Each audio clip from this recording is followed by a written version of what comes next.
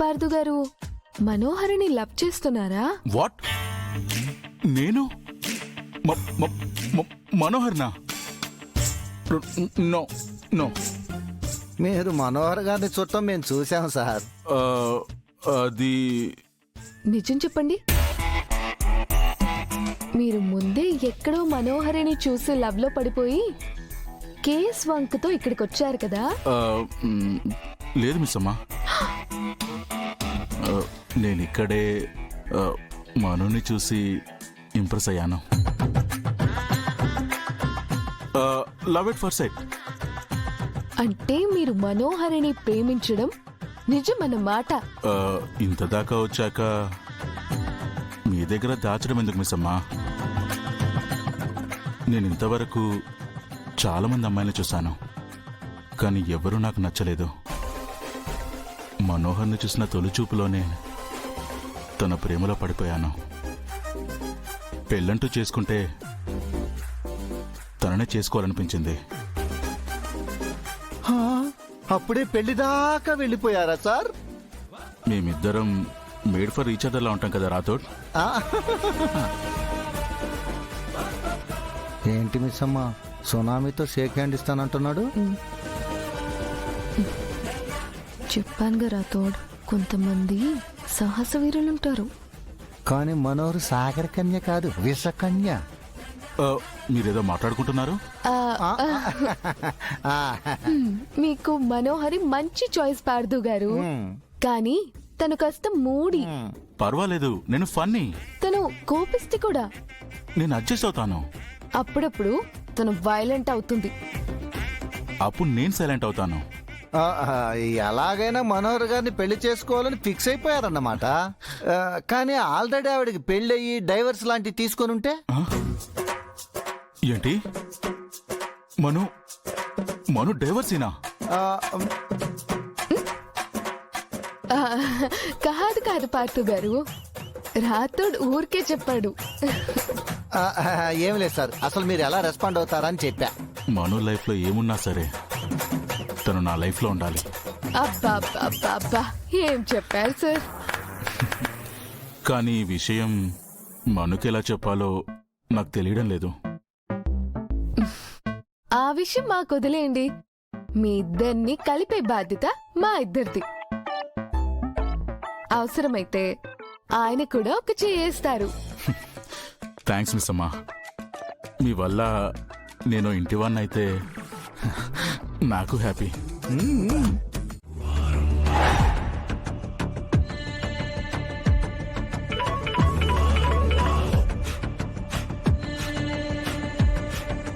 చెప్పు మనోహరి.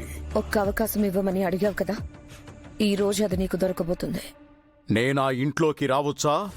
లేదు, అమర్ బాగీ లేకుండా రాతోడొక్కడే పిల్లల్ని స్కూల్కి తీసుకెళ్లబోతున్నాడు. నువ్వేం చేస్తావో నాకు తెలీదు. ఉజ్జమ్మని చంపుతావో లేక అంజు ఆనంద్ ఆకాశ్లని చంపుతావో నీ ఇష్టం. అందరినీ చంపేసినా నాకు ఓకే. అందరినీ చంపడం ఎందుకో? ఆరు కేసు విచారించడానికి పార్థు అనే కొత్త ఆఫీసర్ వచ్చాడు. అతను నా గురించి రణ్వీర్ గురించి తెలుసుకునే ప్రయత్నం చేస్తున్నాడు. వాటి వల్ల అమర్కి నా మీద డౌట్ వచ్చిందంటే నాకు డెత్. వెంటనే అమర్ని డైవర్ట్ చేయాలి. అందుకే పిల్లల గురించి నీకు చెప్తున్నాను. ఈ లాస్ట్ ఛాన్స్ ని ఎలాగైనా సక్సెస్ చేయి. తప్పకుండా మనోహరి, ఈసారి నా గురి తప్పదు. నేనేంటో చూపిస్తాను. పని అయ్యాక ఫోన్ చేస్తాను.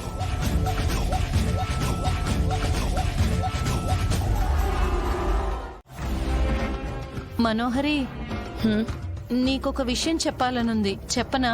ఏంటో చెప్పిచావు. ఆ కొత్త ఆఫీసర్ పారుతూ నీ మీద మనసు పడ్డట్టు అనిపిస్తోంది. ఏం వాగుతున్నావు చంబా? వాడు నన్ను లవ్ చేయడం ఏంటి? అతని మాటలు, అతని చూపులు చూస్తుంటే నిన్ను ఇష్టపడుతున్నట్టు అనిపిస్తోంది. ఒక రకంగా నీకిది మంచిదే కదా. వాడు నా మీద మనసు పడితే అది నాకెలా మంచి అవుతుంది? అతన్ని మంచి చేసుకున్నావనుకో, నువ్వు ఈ కేసులో నుంచి బయటపడొచ్చు కదా. అంటే అతన్ని పెళ్లి చేసుకోమంటావా? పిచ్చి పట్టిందా నీకు? నేనిన్ని కష్టాలు పడింది, ఇంత దూరం వచ్చింది ఇంకెవరినో పెళ్లి చేసుకోవడానికి కాదు. నా మనసులో అమర్ మాత్రమే ఉన్నాడు. ఎన్ని అడ్డంకులు ఎదురైనా అమర్ని సొంతం చేసుకొని తీరడమే నా లక్ష్యం. అది జరుగుతుందని నాకు అనిపించట్లేదు. నా మాట విను మనోహరి, అతను మరీ తీసి పారేసేలా లేడు. నీకన్ని విధాలా సరిపోతాడు. ఏయ్ నార్మల్, బుద్ధి లేకుండా మాట్లాడుకో. ఈరోజు ఎలాగైనా ఆ ప్రచండ పని పూర్తి చేస్తాడు. ఆ తర్వాత బాగి, పిల్లలు, రాథోడ్, పార్దు అందరినీ సైట్ చేసి అమ్మని రీచ్ అవుతాను.